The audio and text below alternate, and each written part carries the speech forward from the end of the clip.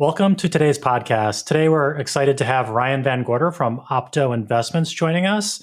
He's an expert in alternative investments, and we're going to dive into what his company does, how that market works, why these kinds of investments are growing in popularity for retail investors. They've been very popular with institutional investors, and a little bit, about kind of what's happening more broadly with financial planning and technology, since he's part of a family of companies that's very tech-enabled. So with that, Ryan, great to have you join us and appreciate your time. Thanks for having me, Steve. Excited to be here. Yeah, so we'd like to open up, with a little bit about your background, but would love to, I know you're coming to us, I think, remotely from Phoenix, but yeah, just a little bit of your background and, what got you interested in financial services in the first place. Yeah, so I am dialing in from almost 110 degrees here in Arizona, but has nothing to do with why I got into financial services. I sort of grew out of college with an accounting degree and fell into technology. Sort of joined a finance group for a company in Seattle that was going public at the turn of the century. It really opened my eyes to sort of the scale and efficiency that software could add from a finance perspective. So seeing how we were building our business and what was going on there. But as everybody's aware, that chapter in our exciting economy ended with a bust and exited the software development space and went directly into a hedge fund of funds, private equity boutique that also had an advisory shop associated with it. So I really cut my teeth on seeing how the capital markets were working from an alternative perspective. And that was this hedge fund space. We were running a hedge fund of funds, which allowed me to see what the universe of hedge funds looked like and what private equity was doing, particularly in terms of returns and the power law and what it looked like at sort of the upper end of the investment scheme. And it really got me excited about what was and still is a really inefficient space and got me excited to dive a little bit deeper. Got it. And I think you went from there to BlackRock. Is that right?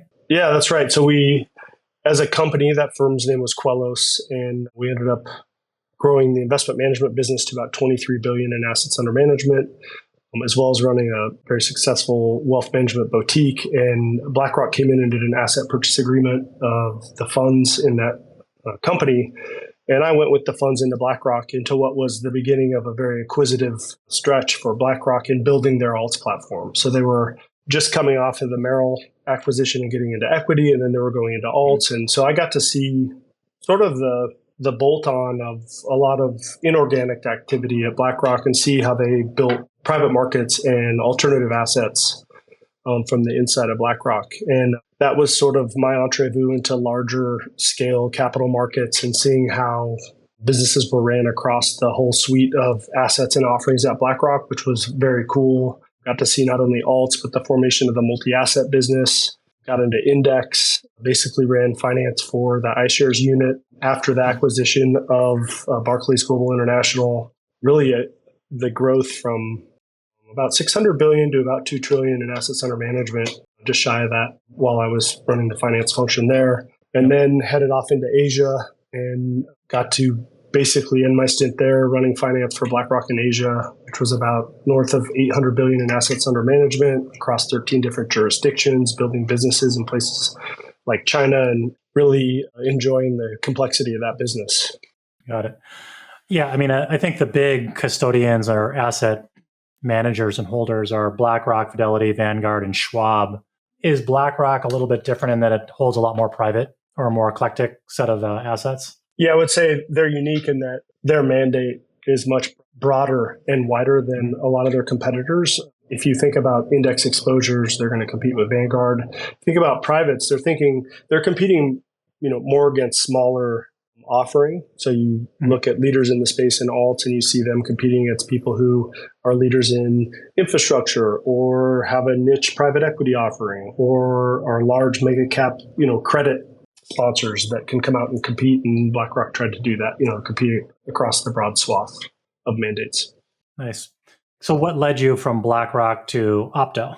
It's sort of a circuitous story, but sort of tail end of it is that I had a conversation with somebody who was interested in me and what I was doing, the skill set that I had. And I had told her that I had a great job at BlackRock and I was interested in what I was doing, and that there was only one thing that would really sort of pique my interest and allow me to have further conversations. And that was something that existed at the intersection of private markets, software development, and advisors in America, because where I had come from, what I'd seen in terms of portfolio manufacturing, and I would say what is an underserved part of our market at that intersection. And I think she thought that I'd given her a little bit too precise of a spot that would interest me. She hadn't really sort of heard of that, but I had told her that in a June, July timeframe. And by the end of October, November, she'd called me back and said, "Hey, that thing you mentioned, I actually found it." And I didn't believe her.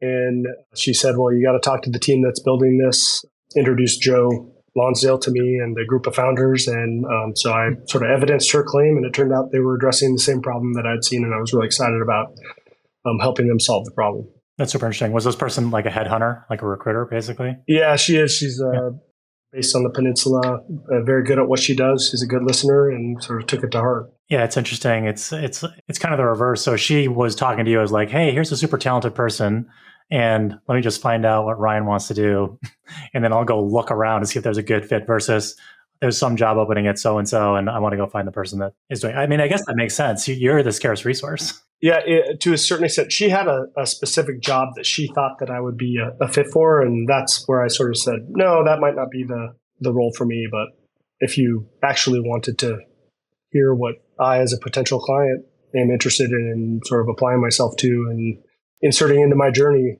Opto fit, and she heard it. So pretty excited about that. And that was in 2022? That was in the summer of 2021. Okay, perfect. Yeah, well, can you give us just a couple minutes on what Opto does? And then I'm curious about, Joe Lonsdale and all the rest of it. Yeah, absolutely. So Opto is a tech-enabled platform to really allow advisors to have the confidence to invest in the private markets. And when we look to sort of provide that confidence, we're building on the foundation of what's taken place in the advisor marketplace, which is extension of portfolios from public into private, and really looking for an alpha engine within portfolios. And having seen it sort of face to face personally, and knowing that that's what the private market exposures and alternative non-correlated exposures can do, it's exactly what we're building for. I should say, maybe in conjunction with that, what I'll say is Opto's built on three foundations. The first and foremost is that we're advisor aligned. And so what that means is we're very much taking an advisor perspective. We are getting paid by advisors and the end clients, and not by any of the fund sponsors in the marketplace. So we're avoiding conflict for all intents and purposes. We're also using our balance sheet to invest next to our clients and guiding them into and throughout the private markets. Another sort of foundation that we're building our platform on is scale and efficiency. So that's to allow advisors to invest on behalf of tens, hundreds, if not thousands of their end clients into the private market or private markets in an efficient manner. A big hurdle to get over when making investments in this space is the inefficiency and sort of the burden that comes with that. And then lastly, I'd say that we're guiding advisors to top tier and exclusive like investments. So we're making sure that they're getting differentiated strategies that fit within their portfolios and fit with their client strategies. Got it. So is the high level thesis on alts and less liquid investments that public markets are pretty efficient, right? There's a lot of information out there. There's a lot of liquidity. So prices kind of generally adjust pretty quickly. But with earlier stage or less well-known or highly traded investments, you can find inefficiencies and therefore kind of greater gains. I would totally agree with that. Maybe I'll just say it back a different way. We, through regulation and the maturity in companies that post on a market or exchange, we have a pretty good framework, efficient and scalable framework to look at companies and make opinions on those companies, whether or not they're good companies, they have growth potential, and what that looks like, whether or not it fits within our portfolio. Within the private markets, because it's way less regulated, if not unregulated to a certain extent, it's harder to look at those companies and or managers with strategies that invest in those companies as making good decisions or investments. It's just harder because if you're looking at fund managers, you need to align on things like their strategy. Does their strategy have a potential outcome that aligns with where you or your client portfolios are going? The structure of the investment that they're making the investments into, and what the people who sort of exist within that fund manager profile have done in the past and are doing and are bringing to the table in the form of subject matter expertise. So it's a very different algorithm that goes into the investment or investments that you'll be making. So with that comes a lot of inefficiency and ability to sort of wrap those investments and put them into your client portfolios gets a little bit harder. Got it. Do you see the private markets or the alternative markets getting, like, I would assume they're getting more efficient over time now? Hands down, private markets are getting more accessible and more efficient. I would say that historically, there was a story about democratization, which is something that we don't really say. I would argue that private markets are democratized. We've gone from 0 to 1. People have access in all different shapes and sizes. What I would also say to follow that is most people have a very difficult time either saying, here's what's under the hood and here's what I'm actually investing in, or having an opinion on this is a good investment in the private markets or this is a bad investment in the private markets. And that's a big piece of the confidence that we're trying to build in advisors and that sort of still exists in the marketplace as inefficiency. So like in the public markets, you've got firms like Morningstar that have tons of data about every public, product or investment out there, and they're analyzing and rating and all that stuff. Are you building towards that, or is there some other company that's doing this? To a certain extent, we're building towards that, particularly within the sort of guardrails of the platform, in that you want to have a standard and you want to have an expectation for what and how an investment's going to act. In the unregulated space, you get all sorts of unstructured data. You get all sorts of answers to questions that don't necessarily follow a narrative or answer a regulator's questions about certain activities or exercises of a company. So what we like to do is provide a framework for people to look at managers and be able to do that. But ultimately, I think that transparency and efficiency are going to be the guardrails that sort of answer the longstanding question and point to which you just brought up, which is, are we building? Yes, because we're laying down tracks towards more transparency in investments you're making and more efficiency and sort of inclusion in portfolios, access to making the investment, and doing small things like getting it administered by a third-party fund admin in a seamless way, having it registered with the custody agent so you can get a QSIP, having it turn up on your reporting platform, doing all the things that advisors and clients expect. At the end of the day, our goal would be to arrive at something that looked and felt like a public market trade. There's a lot of confidence in that. Yeah, that makes sense. I mean, I think that would make it way easier. I mean, for what it's worth, I own a few alts right now, like a couple real estate investments and a friend's hedge fund, which I know goes against a lot of what I talk here. I mean, it's a minor amount of my money, but what's interesting is the administrative overhead is not insignificant. It's kind of like all privately reported. It's all this kind of manual sending of stuff around, like what's the value of this, and it's where's it custodied and stuff like that. I mean, I am trying to move it right now to a larger custodian instead of a smaller custodian right now, just for simplicity. But yeah, making that easier to see would be great. So can you give us some examples of like, what are alts and what people are investing in when they're doing this, if they do these kinds of investments? Yeah. So when Opto thinks about the space in which we're covering, we refer to it as the private markets, which exist under a broader veil of alts. So I would say alts in general will include things like you just brought up, hedge funds, actively managed strategies, which might include, long and short positions, derivatives. You might see sort of nuanced investments in there like artifacts or stamps or baseball cards. And then where we're going are private market investments. So investments in companies that exist within the private market. So for us, we invest through fund managers that have differentiated strategies in mandates that will be, recognized by you in the audience in the form of venture capital, sort of early pre-seed and Series A stage, later stage private equity, credit, private real estate, and then private infrastructure are the mandates that cover the private markets, wherein we're looking to help find managers with differentiated strategies that can produce alpha. Yeah, it feels like there's a blurring of private to public. I mean, I know we're a venture-backed company, and there's these, for folks that aren't familiar, there's kind of like seed, Series A, Series B, Series C, et cetera. You're raising money, you're getting diluted as you go, and hopefully, you have to be hitting certain gates as you go. And then usually the exit is go public. What's been happening is private equity has been buying up more and more of the capital or the equity ownership in this country. It's gone from 5% of the equity in companies to like 40% now. The number of companies that are public are smaller.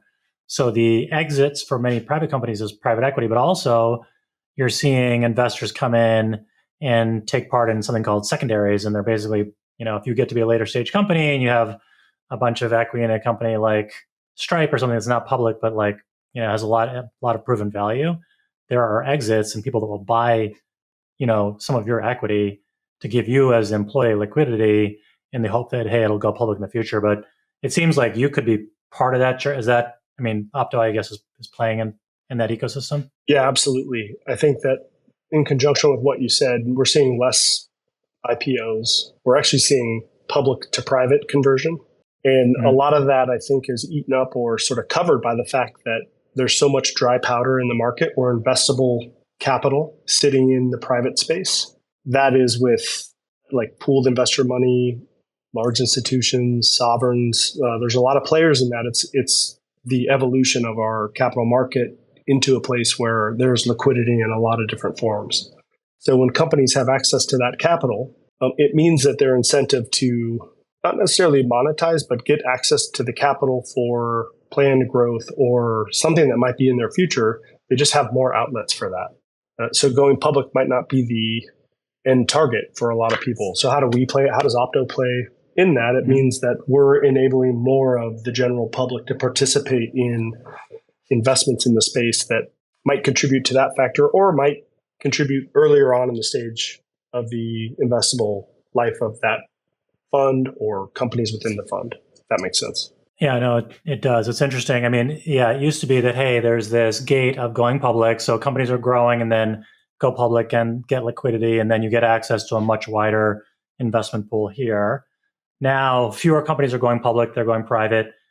There's capital out here looking for opportunities. It's crossing that line and investing in the private markets. Great. You can get positions, but how do they get liquidity? What does that look like? I guess it's exciting. Okay, I own a piece of Stripe or whatever, before it's out. But then, essentially, that's the blurred line. Are you kind of semi-public? If there's enough liquidity, then you're you're creating a market in this non-public arena. Yeah, and I guess I was addressing that we were creating, helping to facilitate creation of a market for the corporate, and you might be implying for the employee within the entity, getting that liquidity that, if you're an employee that owns equity in a company and the company you work for goes public, then all of a sudden the shares of that company that you hold are exchangeable for cash. So it's a big value obviously for employees of the company that partake in the risk of working for that company, but also getting rewarded for that. What I was alluding to is we're sort of facilitating larger institutional and corporate components of the liquidity. And I think what's going on in the employee liquidity space is there's plenty of it getting added. It's getting added by players in the cap table space, banks, and private wealth sort of manufacturers. And then now there's pools and funds popping up where employees can contribute their shares in and get unit ownership of these funds and pools. But we are not participating in that piece of it. Yeah, it's just interesting how it's forming, right? There's some access or increasing access to liquidity for, the employee or maybe some investor that got in at some point and earlier stage venture person, was going along and a private equity firm might come along and say, I'm going to buy it out, and they take them out of that position. Is that secondary market for these various investors of these alts and private market participants getting a lot more liquid? Yeah, I would say it's getting more liquid because there's more people with eyes on it right now. There are more players in the game and there's more pools of capital that are building strategies based on buying a discounted exposure to specific managers or companies. And I would say also there's a lot of opportunistic investors that don't need liquidity, that when they see somebody who raises their hand, an entity, a fund, raise their hand and say, I need liquidity, then they ask them, how bad do you need it? Yeah. It's pretty interesting to see. Is there any good high level benchmark or index that tracks the level of liquidity in these private markets as a trend over time? Short answer is yes, although it's not something that without making a couple of phone calls, you and I can get a look at, because what you have to do is there's a myriad of liquidity providers in the market. Mm-hmm. Some of them are people who just have Rolodexes. They might actually have physical Rolodexes still, and they just know who to call in terms of locating sellers, and they know who to call to locate buyers, and they're working for a spread themselves, so they're making a market. There's actual digital marketplaces for this. We've looked to partner with a couple, which for us won't be really a necessity for a couple of years when the positions that are on our platform are a little more mature. And really, it's just a backstop for clients that are making these type of investments. If they value liquidity enough, or they feel as if their liquidity budget is sort of at capacity, then they might want to just say, do I have a backstop in case I need that? Right. Because if the ultimate way of getting liquidity is the company goes public, but as there's more, private investors in this market, you're seeing companies go later and later. I was actually just talking to one of our investors. He was at the Katui, which is like a big, venture investor thing. And I guess someone was up on stage saying the benchmark to go public now is $1 billion in revenue. And I was like, that's a lot. That's a little daunting as your earlier stage private company. I agree. And that A, it's daunting, but B, as an investor, the way I think about that is the growth curve of a company prior to achieving $1 billion in revenue is pretty dramatic. Mm-hmm. And I feel like as it pertains to investors like you and me and folks who might be listening, is we would like to participate in that growth and fund some of it with our retirement money, with our discretionary investable assets. The further and further people get out, or companies get out from listing on a public board, means the more of the growth curve that gets skipped or omitted from investors' portfolios who are only investing in public securities in their portfolio. Yeah, it's interesting to think about how this is changing. As an investor, that if you wanted to look at this space, is it easy to diversify, or do you end up taking concentrated positions in the private markets? In the private markets, I would say right now it's easier to diversify than it's ever been. I think that the skill set in that is locating what you or any investor might consider a good strategy that's differentiated and exists in a space that you want to invest in, fits in your portfolio. Now, if you've spent money on building a whole platform and infrastructure to go out and source deals and do the screening, then it becomes easier. If you've looked at north of 2,000 pitch books over the last 4 quarters and you have an idea what those look like, it's hard to do that without making a real investment in people, process, and technology. We like to think that we've got just the thing for investors who are excited about doing that and getting access that fits into their portfolios and making them more efficient. Yeah. So, like mechanically, I think in the past, folks would say, oh, I'm going to, participate in some commercial real estate syndicate, or maybe I'll do an angel investment. And depending on their wealth level, they might put in $25,000, $50,000, $100,000 into an individual investment. This is if you have, depending on your wealth level, but you're piling into one investment versus as, with your kind of broader pool of investments, hopefully most of it, you're buying index funds and just broadly diversifying in the S&P 500 or VTSAX or VTI or something like that. Do those kinds of vehicles now exist in the private markets where you can say, I just want to own a whole bunch of fintechs or something like that, or whatever, or a whole bunch of Series A, B, C companies? Yeah, I think it's a little bit less. If you want differentiated earning capabilities, it's a lot less peanut butter spread over an exposure. So I'm a big proponent of extra cheap beta in the form of access to markets and market exposures, as you just sort of talked about. The other half of that barbell strategy is finding differentiated strategies that are alpha producing, and thinking through how that sort of fits means that you might not get a full mandate diversified exposure. What you should probably go out is pick a strategy that exists within a mandate you want to invest in and have some conviction behind that. Got it. Makes sense. Interesting. So today with like Opto or for these kinds of investments, mostly people are going through their advisor who is going through a firm like Opto. And the advisor might say, hey, we're pulling up a bunch of people in our, so if the advisor is managing $20 billion or something like that on behalf of a bunch of retail investors. They might say, hey, we're going to participate to the tune of a couple $100 million, through a firm like Opto, and then they get people to come together and be part of that? Or how does that work mechanically? Well, what I should say first to start out with is I'm a strong believer in the fact that I think most portfolios, but not all, should have access to private markets and more illiquid type investments. And we've made a very explicit decision to work with advisors and fiduciaries to be the arbiter of whether or not portfolios are right for illiquid positions. Really understanding what that means and what the end client's needs and or sort of risk return desires are. And as a result, we've chosen to work with advisors. The way advisors will access these exposures are they can come in. Well, I should say there's a couple different ways. One is a more bespoke exposure, particularly on Opto. You can come in and see where we've actually put our balance sheet behind a couple of investments. Mm-hmm. We syndicate those out with $100,000 minimums for advisors to come in and see if these positions actually make sense for one-off clients. And if they do, they're able to use our portfolio construction tools, our pacing models, our proposal tools, and get an idea for how those actually fit into their client portfolios.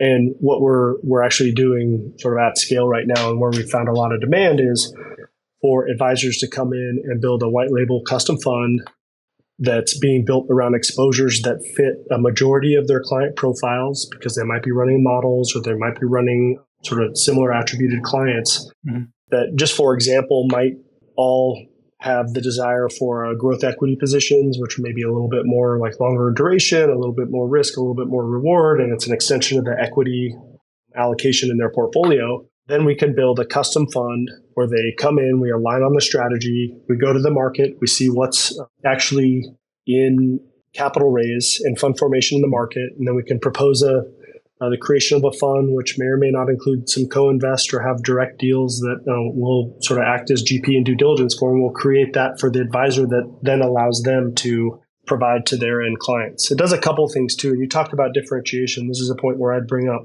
It allows an advisor to have more of an endowment style approach where they can actually launch a fund like this every 2 to 3 years, always have something in market, call it the New Retirement 2024 Growth Fund, where you're open and fundraising for 12 to 18 months. And then as soon as that's closed, then you launch your next vintage. And it really diversifies. In the private markets is maybe a little bit more salient, is a vintaged approach diversification, because you're dealing with different sort of market environments, different interest rate environments, different valuations.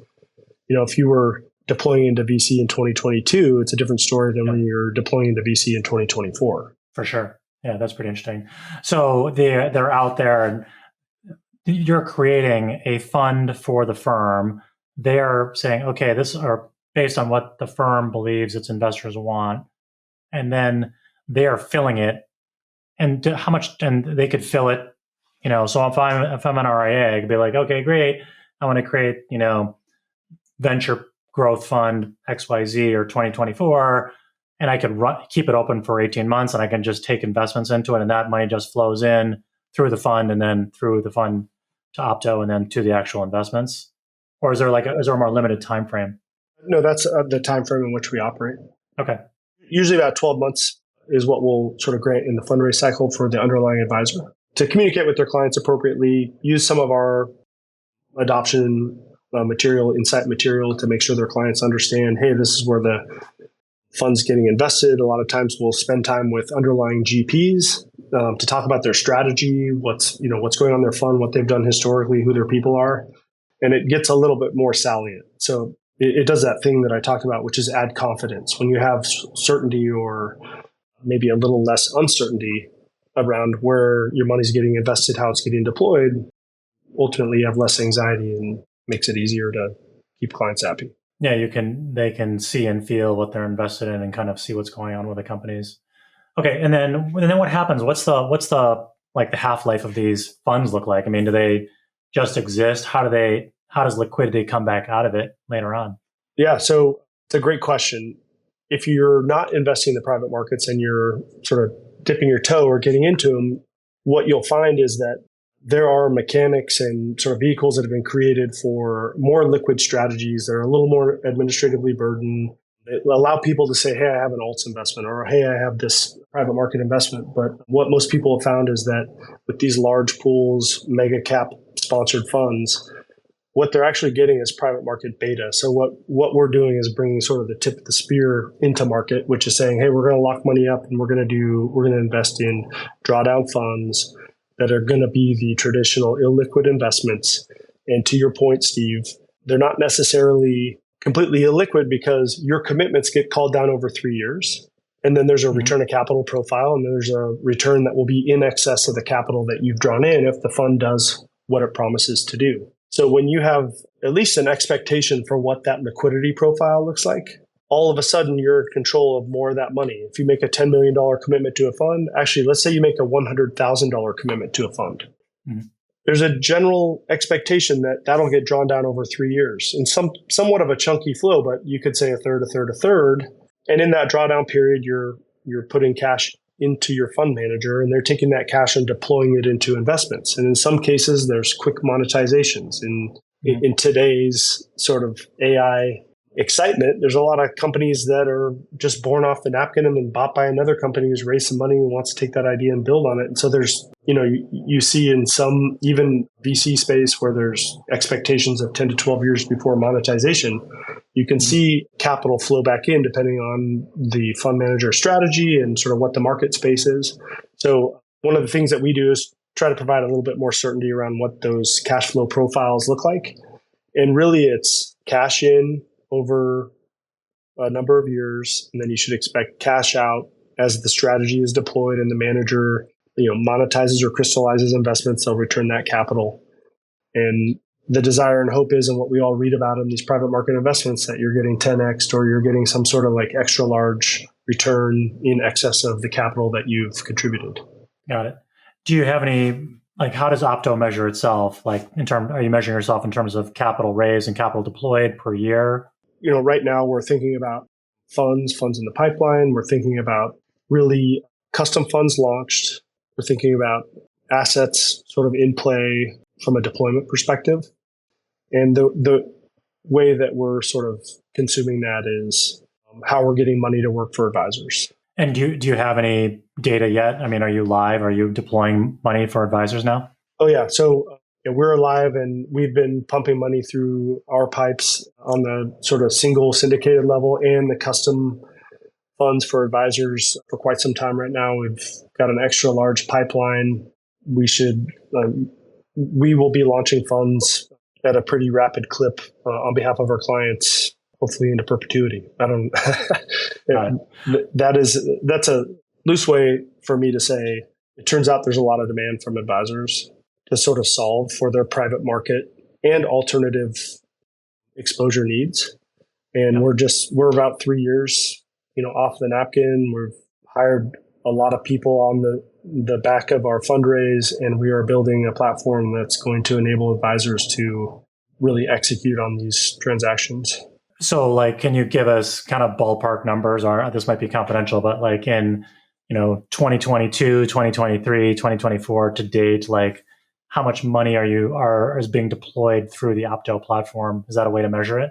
That certainly is a way to measure it. So what I'll say is that, if you look at our ADV, you'll see that we're well north of 100 million in terms of capital as it's reported in that sense. I think a little bit more importantly in the way we're measuring flow is that we're currently launching funds and custom funds that are well north of $1 billion.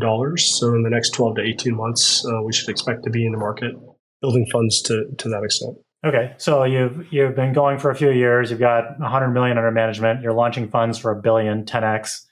What do you anticipate? What do you think the future looks like for the next 5 years from now? The nice thing and a big piece of our thesis is that we're building for scale. We think that, and I particularly think that perhaps because I've been staring the beast in the eye, is that this is a space that's been solved with people and process and a lot of precedent that nobody is coming off of. Pretty thankful for the fact that I'm aligned with all the founders, employees of my company, as well as the chairman, and coming up with a solution that's software-based. We also think that the market is extra large. Nobody has a monopoly on good ideas, and there's a lot out there. So we're not necessarily concerned with capacity, but what we think is we can build the rails for the advisor community to be building private market funds on with no problem at scale. And so scale to you is probably not tens, hundreds of billions of dollars.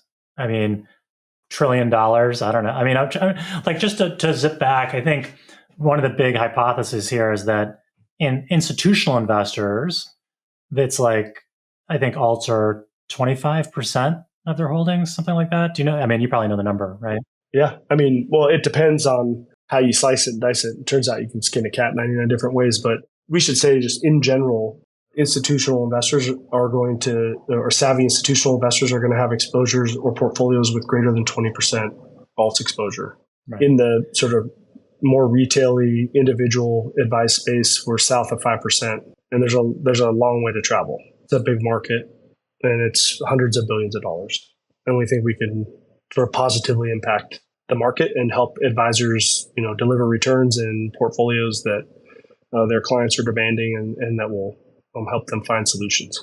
Yeah. So today, where people move between cash, fixed income, and public equities, you envision a new slice, private alts, and people will be moving between those, rotating between those different sectors. And alts could be, I mean, do you guys have a forecast for how big you think alts might be in the retail world? Do you think it's going to get north of 20%? Yeah. Well, maybe I'll just back up to what you said there. You brought up a new slice in the allocation model. What I would actually say is a twist on that, which is maybe not a new slice, but a new outer rim to the allocation model and just extending that fixed income and equity allocation from publics into privates. So it's actually, you can have public equity, you can have private equity. Yep. Essentially, you're doing the same thing. One is listed on a board and got a lot of regulation wrapped around it. And one is caught up in a strategy with the manager that goes to individual funds or maybe direct investments directly into the business. We don't see an end to the 60-40. We see an extension of it from publics into private. And we think that there's a lot of space to travel there. So I would say that there is a monumental shift coming into privates. I would say that the duration in which it's going to happen is not going to be fast. There's human behavior. There's a lot of precedent. There's a lot of sort of war wounds from people who know what private market investments should be doing. They know how they work. It's just that they're not working for them. So sort of making that jump into a space is going to require evidence of claim and some real trust in where they're going. Okay, cool. Well, I appreciate the color on alts, and I will we'll link to your site and some of the resources here about it. I wanted to shift gears for a second and talk about kind of the family of companies that Opto is part of. So I think Joe Lonsdale, when we were first in the preamble to this, we were talking about he's, kind of the original founder for, this and Palantir and Adipar and Affinity, a bunch of companies. He controls 8VC, which is a kind of a venture fund. What do you see as the synergies there between these different companies? And do you think that'll help accelerate Opto and kind of also just what you see happening here in this whole space? Yeah, so we are part of the 8VC ecosystem. Joe Lonsdale, our founder chairman, runs 8VC, and they are at the heart of a couple of strategies. They're investing in fintech, biotech, defense tech, and gov tech. I think I've got them all. There might be some nuance to that. But what I would say is, and what is sort of near and dear to my heart, is that Joe and his team like to tackle big, complex problems. And they have the wherewithal to sort of apply their IP and find people who can help them to solve those big, complex problems. And sometimes those big, complex problems don't get solved with sort of one shot or, one attempt. And I think that there's these ecosystems around all of that make sense. And so we sort of exist in the fintech space, and we are a byproduct of the 8VC Build program, which is a studio-based program where 8VC funds an idea, maybe not people, and then they staff it with executive in residence and the founding team. And so we've got a lot of sister companies that we either draft off of or are parked next to, and we really enjoy, I certainly, as an operator, really enjoy the ecosystem and the ability to look around and see, where our VC founder is solving problems, maybe get some help, maybe have access to talent. It's nice that we've got, grade A engineers at Opto building a program and a platform that are cutting edge, and the rate at which my crew works is mind blowing, not just to me, but to most people. And I'm very appreciative of that. So there's a lot of benefit there. And I think maybe lastly, what I'll say is, we're parked around a lot of names, some of which you rattled off. There's others that are in the space. So we've got, Adapar doing sort of risk and performance management, portfolio reporting, not only for advisors, but institutions. There's Luminary doing some sort of estate planning solution provision. There's Standard Metrics, and there's like this whole portfolio in the ecosystem. And it's really helpful to have people to bounce ideas off of and think through big complex problems. Yeah, I bumped into Luminary. I know they're like Vanilla and Wealth.com, right? So yeah, that's right. Yeah, no, it's pretty cool.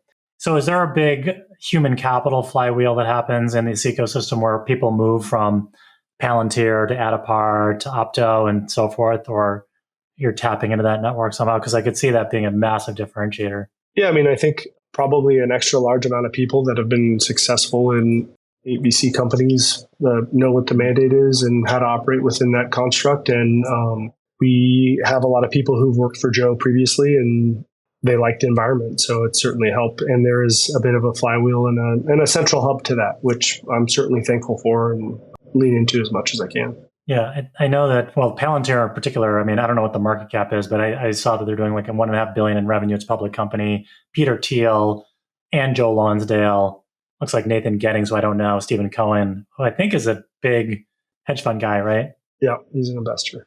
Yeah, and Alex Karp. But obviously that, has a ton of data insights. It's a big data analytics company. And then Adapar has a huge amount of data about every kind of investment out there. So that must create give you a lot of insights that you might not otherwise get as a standalone business. Yeah, it's a nice ecosystem to be a part of, and I'm certainly thankful for it.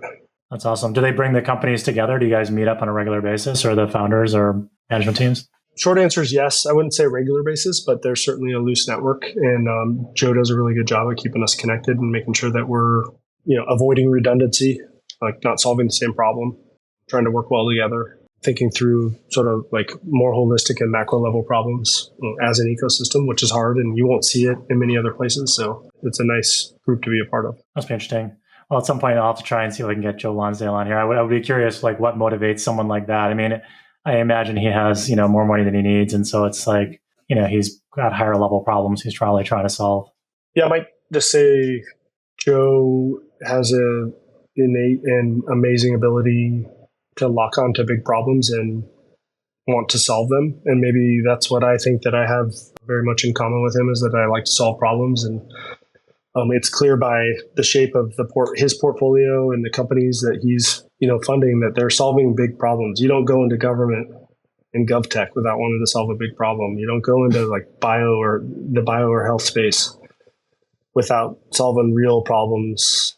Palantir is a great example for solving big problems with data and software. And so he's got an ability to go sort of from 0 to 100 really fast. And I certainly appreciate that he does that, and he's got an opinion, and he's a good leader and sort of role model for our company. Awesome. That's great to hear.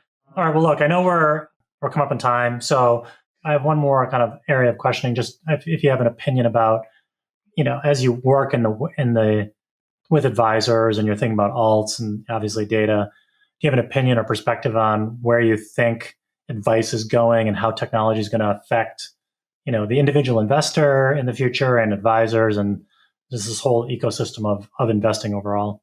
Yeah, 100%. I am of the opinion that the human interaction and the relationship at the very end of this sort of, call it a chain or value proposition, will never go away. And I say we collectively, I'd say my whole company sort of agrees with this, is that the advice business is built on a form of trust. And it's also built on the ability to be a good listener and solve problems on behalf of one's client. And I think we as Opto will be a big part of the solution that sort of enhances that and augments an advisor's relationship with their end client. Because at the end of the day, advisors want to focus on being that trusted solution provider. and think through all the sort of noise on the tail end of that and be able to sort of provide anything and everything from estate planning, tax advice, investment advice. There's probably a whole slew of sort of other interpersonal advice that needs to be added there. I think that that's not going away, the relationship and trust component. And I think that what's sort of here to stay and what's here to solve is how to augment that. That's what Opto is looking to do. In 100% of the cases in which we're partnering with advisors, that's how we think about it. We're basically looking to augment their relationships with their end clients and allow us to take a lot of the inefficiency and make it go away. So I'd agree with you that advisors are not going away and that human element and trust is key. But I think there is increasing pressure on fees. And, what's interesting is a lot of the basic blocking and tackling, or I would say all of the basic blocking and tackling that an advisor did 10, 15, 20 years ago is automated, right? So robo investments, kind of all that stuff is kind of, the basic investing is commoditized. What's not commoditized is hanging it all together. So yeah, how do you look at your portfolio, your whole portfolio? How do you think about taxes, investing, insurance, estate planning? And then can you find other ways to diversify that a normal retail investor is not going to get access to? Because a retail investor is not going to do what Opto is doing. Go out and look at the private markets broadly, source deals, can diligence them, figure out how to invest, how much to invest, track all this stuff. So I think that makes sense that the advisor has to almost get super empowered to bring this value because their fees are very often pretty high. So it's like, how do you justify that fee? You really got to put a lot of things together, I think, to make it a good ROI for the end investor. Yeah, no, I agree. It's not an easy task by any means, but I think with the right partners, advisors are sort of making good headway into sort of making that easier. I would say that there's a lot, if I think inwardly and sort of where Opto's going, like we're endeavoring to commoditize the stuff. When I say commoditize, sort of reduce the noise in anything that is scalable and automatable. We're going to do that through technology. We are a software company. We're going to do our best to solve that. And we'll bring in this sort of confidence to navigate in the private markets up front. That'll be sort of a big piece, and it is a big piece of our value prop. And it'll also come with the output of all that DD due diligence and sort of market intervention. And we're excited about it. All right. Awesome. All right. Well, look, as we wrap up here, any resources that our audience can look for if they're interested in alts, how to learn about what they are and how to invest in it that you would suggest? Visit our website, and on there's an Insights tab, and we spend some time out with fund sponsors talking about, just generally speaking, strategies, private markets, why private markets. There's some good, it's open, the Insights page is open to the public, and it's a good place to get started. And otherwise, I would say just poke around and don't hesitate to sign up at Opto Investments. Okay, cool. All right. Well, Ryan, appreciate your time. It's great to, get your insights about alts and private markets and how they're working and evolving. It's been super helpful for me. And also to just kind of think about this evolution of, how capital flows through our ecosystem and how it's made available to these companies like ourselves that are on this journey and we're in the private world trying to get bigger and do different things. For folks listening, appreciate your time and energy here, and all questions and feedback are welcome. Definitely check out, we'll link to Ryan's bio and to Opto in the show notes. And then if you have any feedback or reviews, we definitely appreciate that. And all sharing of this is welcome. And then finally, if you need a financial plan, definitely go check out newretirement.com. All right. Thanks a lot. Thanks, Ryan. Appreciate it. See you, Steve.